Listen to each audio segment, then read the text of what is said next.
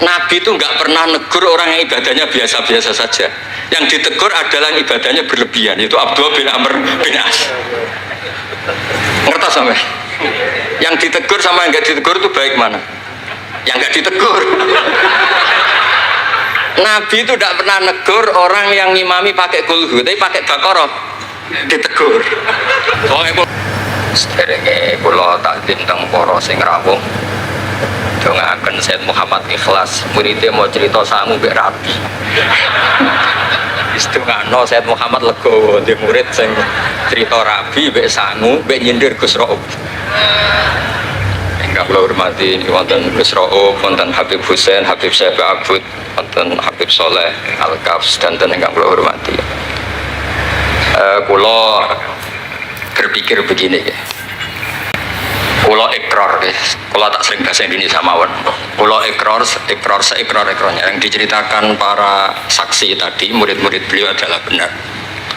Sebab itu kula ikut bersaksi yang membela jenengan sehingga menangi Said Muhammad ya ora duwe wajah ganteng kok Said Muhammad.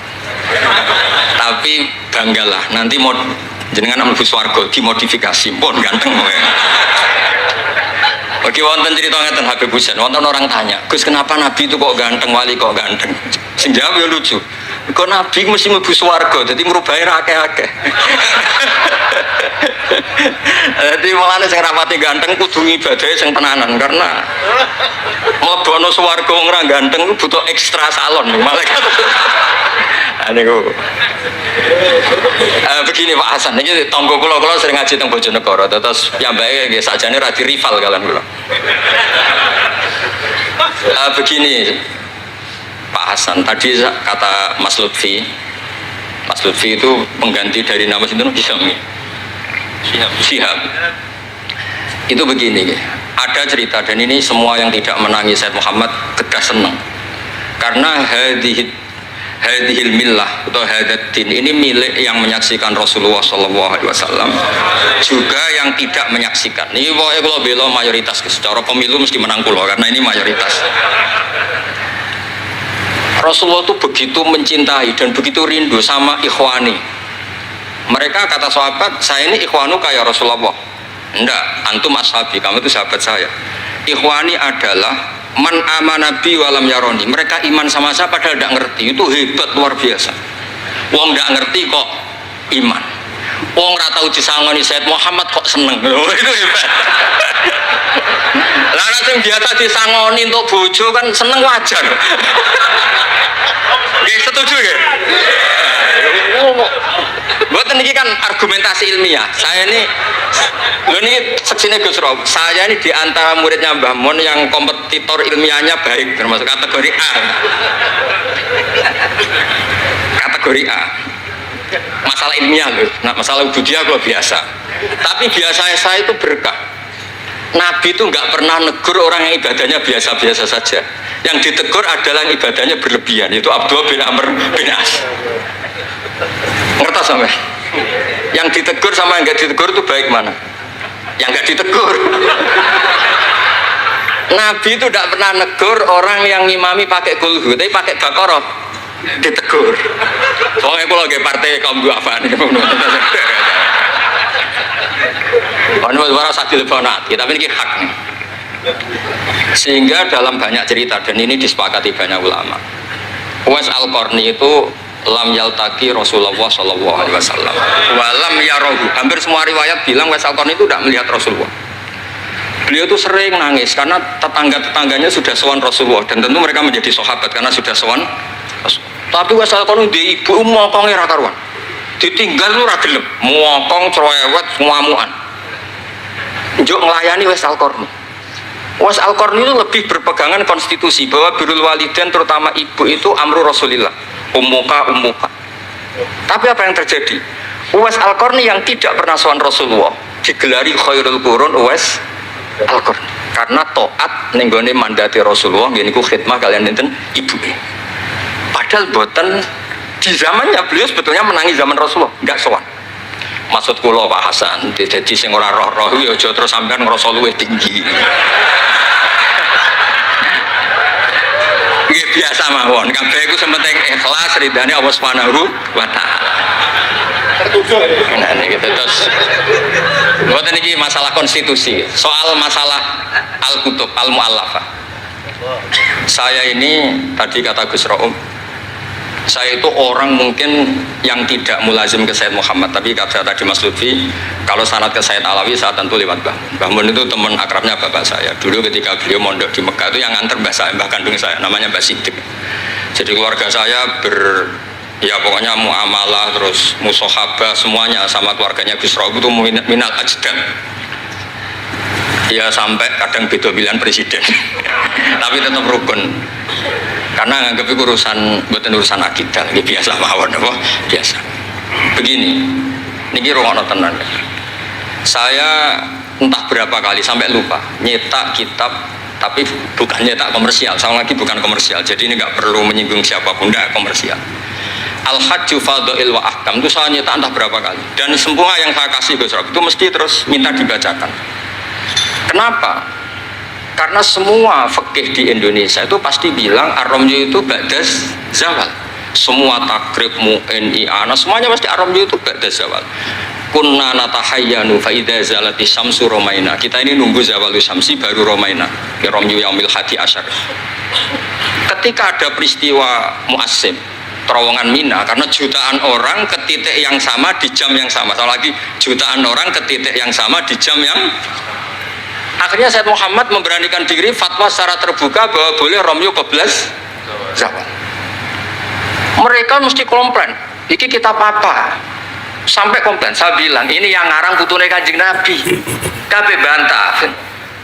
Tak didono takbir dan beliau cara ngendikan masuk akal. Ya, ini sering haji napa mari sakniki haji yo wonten sing bisnis bareng wae sing haji lah iki cerita. Sing haji, sing bisnis haji tenan pokoke haji.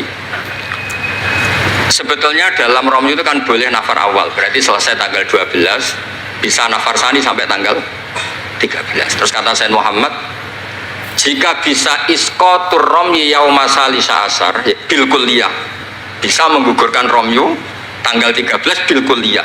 Fali ayya juzat takdim min babi aula, apalagi ini sekedar takdimul waktu.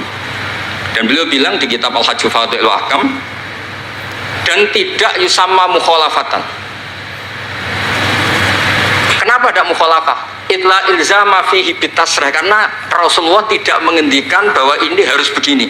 Itu hanya fi'lu. Fi'lu bisa ya dulu alal jawaz, bisa alal aulawiyah, nggak ada jaminan kalau itu syarat apa? Sah. Terus akhirnya orang tuh ayam semua, tenang semua. Berdasar fatwa Sayyid Muhammad yang kita sosialisasikan. Saya baca itu berkali-kali. Jadi saya cerita, jadi ini benar-benar cerita naskahnya Sayyid Muhammad. Orang cerita sangut. Terus kedua, tawaful haid. Saya sering ketemu orang-orang yang nekuni medis. Gus, kalau kita pakai obat itu kadang masalah, ada efek samping gini-gini. Padahal kalau kita nunggu suci kayak cerita Sayyidah Aisyah, Rasulullah itu pimpinan. Mereka pasti ikhlas disuruh nunggu Sayyidah Aisyah sampai suci kemudian tawaf ifadah. Tapi ini kan kita orang kebanyakan. Hotelnya kalau lama-lama ya kita tidak kuat bayar, kena komplain. Pesawatnya juga gitu, kalau lama-lama juga kena komplain, bisa tidak bisa pulang kan.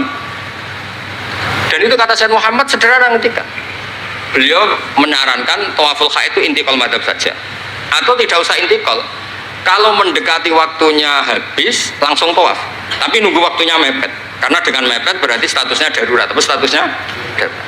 Terus kata beliau dengan entengnya ngendikan di mana-mana yang namanya wajib atau syarat sah itu ya ma'al kudroh. Ini tidak kudroh berarti syarat itu hilang. Di mana-mana syarat menjadi syarat ya kalau kudroh. Ini tidak kudroh ya berarti syarat itu hilang. Sehingga terus kita nyaman tawaful haid. Itu di kitab Al-Hajju Fadha'il Ahkam. Bisa dicek bahasan halaman 115 itu. Ini bukan cerita Malaysia, cerita tek. Jadi buat ini serius. Karena tadi kan orang-orang bisa guyon cerita nikah, berarti Anda tukang nikah. Nah kalau sekarang guyon karena ilmu, berarti Anda mubarak betul. Cerita nikah iso guyu, cerita ilmu iso guyu, berarti waras sampean. Ternyata bisa senang dengan ilmu, bisa senang. Yang rileks saja. Saya baca kitab beliau yang khataman, ini Gus Rauf saksinya. Saya baca Qawaid Asasiyah itu pasanan khatam tahun 39. Terus poso ini kemarin 45 ini saya juga khatam baca Qawaid Asasiyah. Dulu itu karangan Sayyid Alawi namanya Zubdatul Itqan. Di era Sayyid Muhammad disebut Al-Qawaid Al-Asasiyah fi Ulumil Quran. Saya ngajar di Sarang ya kitab itu di pondoknya Gus Zufur. Saya berkali-kali baca kitab itu di Kudus di pondok saya kemarin khatam. Terus kitab beliau yang saya senang sekali diantaranya tentu Mafahim Yajibu Antus Soha. Tadi Mas Lutfi cerita betapa repotnya Sayyid Muhammad ngadepi Wahabi. Tapi di Indonesia saya sering cerita ke mereka, bahkan sebagian yang berfaham itu di kota banyak yang menjadi minna. Saya cerita begini, La ilaha illallah itu kalimatun dakhala bihal kafiru al-islama fakaifa bihadil kalimah. Kok terus jadi tukhriju hadil kalimah al-muslimah minal islam ilal kufri. Orang tahlilan, orang nyekel patok, orang-orang NU yang khol itu nyekel patok yang la ilaha illallah, la ilaha illallah. Itu kalimat yang orang kafir puluhan tahun menjadi muslim. Masa dengan kalimat yang sama menjadi kafir? Itu logikanya tidak kena. Berarti kalimat ini punya dua status. Ya mukminah memukminkan, juga mukafirah mengkafirkan. Itu kan lucu gitu. Dan itu mereka terus menerima. Kayaknya bener Gus Pak, masa kalimat yang 70 orang misalnya kafir dalam waktu 70 tahun itu karena melafatkan satu kalimat itu saja, la ilaha illallah Muhammadur Rasulullah, langsung menjadi apa? Menjadi muslim atau mukmin. Masa dengan kalimat yang sama hanya karena sambil megang patok terus menjadi apa? Kalimat itu kalimat syahadatut tauhid. Makanya saya mohon para muhibbinya Sayyid Muhammad itu harus baca kitabnya. Saya ini bukan niat sombong. Saya baca kitab beliau yang saya takriri sampai khatam itu ya Al-Hajju Fadhilul Ahkam. Saya sudah lapah berapa kali saya khatam. Terutama di bab Tuaful Haid sama Amram Yukub Lazawat. Terus Mafahim Yajibu Antus Soha, Qawaid Asasiyah, Mafhumut Tatawur wa Tajdid. Terus yang kitab-kitab paling modern terakhir karangan beliau itu Sirah Nabawiyah, yang sarahnya Alfiyatus Sirahnya Zain Al-Iraqi, terakhir Mu'alafatus Sayyid Muhammad. Dan saya yang sering juga sinau itu Manhajus Salaf fi Fahmin Nusus. Itu juga termasuk kitab yang sering saya pelajari. Sehingga belajar betul Mas Hasan, boten main-main, belajar betul ya. Maksudnya kalau tidak bisa tak cari di kamus. Kalau nggak bisa semua, bukan niat sombong, pakai sarana. Saya ini kan bapak saya itu hafal Quran, buyut-buyut saya ini mungkin termasuk orang yang nekuni Quran. Jadi saya kalau nggak paham, ya Allah kita ibadah pantas. Tiang butuh Quran ini jenengan terus mau cora paham kita ora pantas gitu. Nah, ya akhirnya paham itu. Nah, dari sekian cerita yang difahami nufus, nah ini supaya sampean clear ya. Saya mohon semohon-mohonnya, jika jenengan pilihannya berpakaian seperti ini oke lah. Yang berpakaian ala Rasulullah atau ala Arab terserahlah istilahnya, ya monggo. Tapi yang berpakaian ala Jawa gini, saya masih ingat takbir itu di halaman 423 di Manhajus Salaf fi Fahmin Nusus. Itu beliau ngendikan gini, wa kanat sunnatu Rasulillah sallallahu alaihi wasallam annahu yatamu ma yajiduhu fi ardi wa yalbasu ma yajiduhu wa yarkab ma yajiduhu mimma abahahu wa famanis ta'mala ma yajiduhu fi ardi fawa al-muttabi' li sunnah kama annahu hajjal baita min madinati faman hajjal baita min madinati nafsi fawa al-muttabi' li sunnah wa ilam tarpun hadil madinah tilka. Saman cek itu, insya Allah lafadznya itu persis, bukan karena saya pintar atau cerdas, memang saya tekuni. Aku raiso seneng terus masang foto tok itu tidak bisa, saya ada jenis seperti itu. Terus seneng ngenang di sangon itu orang iso, saya itu seperti nggak bisa. Ada bisa, saya ada jenis itu. Saya itu ya sering dikasih uang Mbah Mun, Gus Rauf saksinya, tapi ya saya ngenang beliau itu ya kitabnya tak pelajari al-ulama tak baca depan santri saya khatam. Saking senengnya saya Mbah Mun ke Sayyid Muhammad sama beliau punya karangan Maslakut Tanassuk bil ittisalat li Sayyid Muhammad, Maslakut Tanassuk al-Makki fil ittisalat bi Sayyid Muhammad al-Maliki. Saya baca khatam. Saya sampai lupa entah berapa kitabnya Sayyid Muhammad, saya baca khatam dan ada takrirannya. Takriran ini penting karena argumentasinya ilmiah. Misalnya begini, kalau orang ke kuburan kemudian agak diluk, dianggap suratus sajidin li makhlukin, suratus sajidin li makhlukin. Maka kata Sayyid Muhammad kadang jawab ya lucu, berarti orang yang koinnya jatuh, koin duit receh. Kalau saya kan mungkin sudah kaya uang kayak itu, ya, koin jatuh tidak tak ambil, kalau sampean kan masih diambil. itu kan mesti fisuroti sajid atau fisuroti roke. Lah kalau itu dianggap murtad, semua orang yang ngambil HP-nya jatuh itu semuanya murtad karena ada suratus sujud li makhlukin, apalagi ini makhluknya koin. Nah ini bukan gitu, ini data ya. Maksudnya tak baca di sini karena memang saya profesional. Kalau tapi jangan ngundang saya, yang berangutang saya Gus Robi itu pun sekali ini perjanjian. Saya ini punya buyut-buyut Habib Husain Babut. Buyut-buyut saya itu tukang uzlah. Jadi saya termasuk kiai yang nggak suka diundang. Paling saya hanya ke Pasuruan karena Kiai Hamid Pasuruan itu sepupunya mbak saya. Ke Gus Rob karena putranya guru saya. Pernah diundang Gus Kafabi karena agak-agak dipaksa. Mbah Mun itu ngaji di Pak Karim, berarti jenengan cucu murid. Waduh. Kok pakai ancaman ini kok. Wah ya sudahlah, saya nurut tuh. Saya nurut, tapi saya bilang begini, saya ini punya pondok Quran, sering deres Quran. Tadi kata Gus Rob sering deres Quran, sering nyemak Quran. Ya monggo kalau berani menanggung hisab itu. Akhirnya terus mau sekali aja karena resiko juga kan mengganggu orang yang deres itu. Buatan ini buatan ancaman, buatan cerita maupun buatan saya biasa. Nah ini saya baca beberapa teks yang supaya jenengan ngerti. Ketika Sayyid Muhammad mencintai Imam Malik itu beliau sampai punya karangan Imam Mudairil Hijrah Malik bin. Saya beri sekian cerita betapa Sayyid Muhammad itu mencintai Imam Malik. Makanya beliau dengan gelar Al-Maliki. Beliau karuan Al-Hasani tapi beliau menyisipkan gelar apa? Al-Maliki. Kenapa?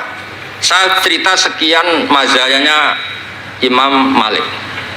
Imam Malik itu tidak berpendapat kalau ba'da sholatil asri masuk masjid itu disunatkan sholat, karena bagaimanapun itu waktu ba'dal asri meskipun ada sebab mukorin yaitu masuk masjid. Tapi beliau ada anak kecil, di sini ada takbirnya, ada anak kecil bilang ya syekh kum farkah, kamu ini sudah syekh, sudah kiai, masuk masjid dan sholat tahiyatul masjid, kum farkah. Beliau tidak debat, langsung sholat. Ketika ditanya innahu laisa bimadzhabik, itu tidak madzhab engkau ya Malik. Inni khosyitu an akuna minal ladzina idza qila lahum ruk'u la yarka'u. Kayak apa? Maksudnya Mas Hasan, kalau seneng Imam Malik yang ngarang Imam Malik, kalau seneng Sayyid Muhammad ya baca kitabnya. Selain cerita dinikahkan dan cerita dikasih uang. Buat ini ganjarannya kata kula kecil. Mergi jadi jenengan seneng, jenengan ngomong itu kan ganjaran. Nah sampean takok, lah ono korban nih, kalau tadi ya korban berkali-kali kan saya. Terus ada lagi cerita tentang Imam Malik itu pernah dimintai orang miskin. Saya minta uangnya. Imam Malik jawab, dohirnya itu tidak Islami, saya tidak punya uang, kapan-kapan saja ke saya. Terus kata orang di dekat Imam Malik, lima adalah takulu kama yakulun nas rozaqakallah. Kenapa engkau tidak seperti umumnya orang rozaqakallah? Enggak jadi. Kata Imam Malik, asyaddu kalimatin ala sa'il. Kalimat terberat bagi sa'il adalah kalimat yang nyimpan roda sa'il.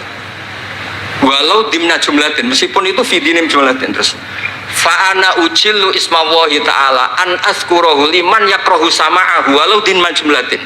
Saya ini ingin menyelamatkan nama Allah. Peminta itu paling nggak suka kalau ada kata-kata yang arahnya pokoknya nggak ngasih. Saya ulang lagi, peminta itu paling nggak suka kalau ada kata-kata yang arahnya itu tidak ngasih.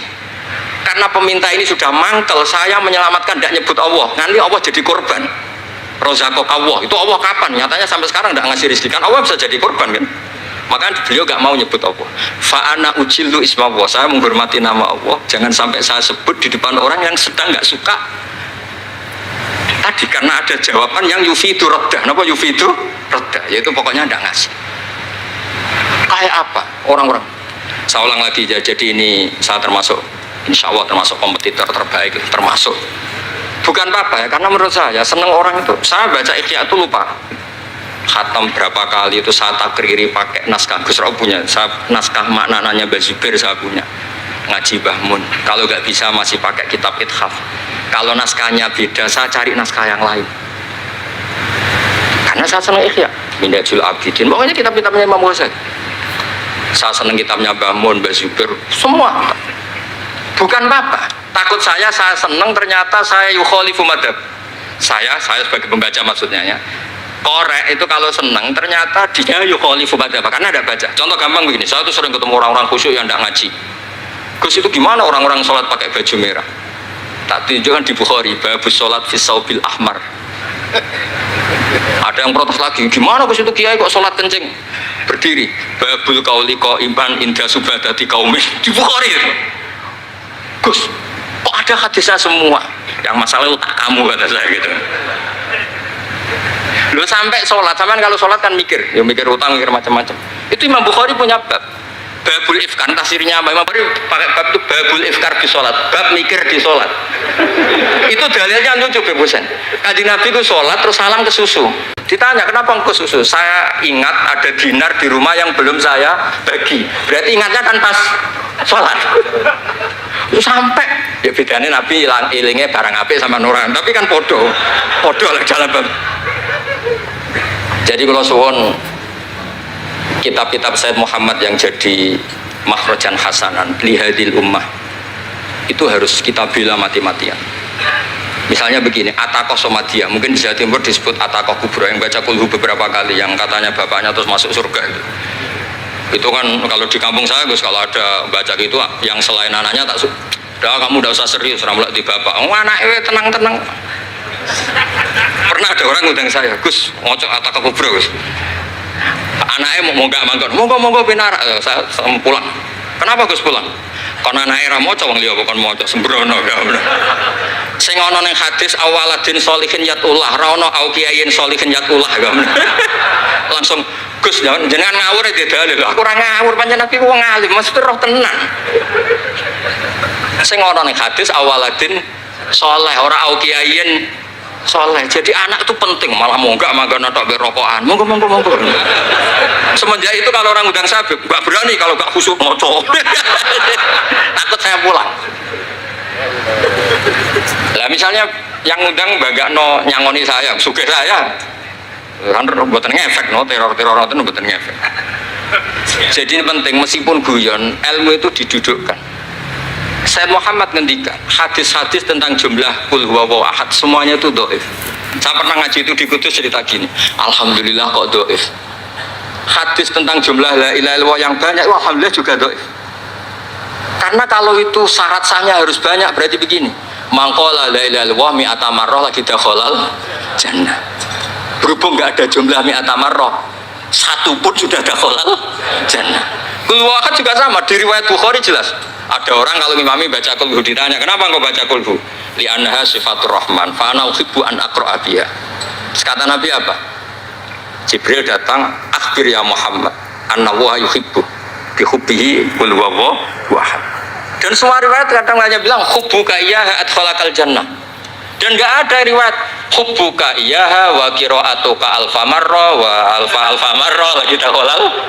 Kalau ada riwayat itu innalillahi wa inna ilaihi raji'un, kita punya masalah besar karena kita nggak kuat baca lama-lama itu udah kuat. Artinya gini, kita harus menjadikan kitabnya Sayyid Muhammad ketika menvonis hadis-hadis yang jumlahnya besar tadi. La ilaha illallah. Soal kamu lakukan tetap baik, kita sepakat itu baik. Tapi jangan jadi aturan hukum. Saya ulang lagi, baca banyak tentu tetap baik, tapi jangan menjadi aturan. Kalau jadi aturan hukum berarti gini. Dakhalal kafiru fil Islam in qara'a la ilaha illallah alfa marrah mi'ata marrah. Itu yang mengislamkan di masjid capek itu. Karena nunggu alfa marrah.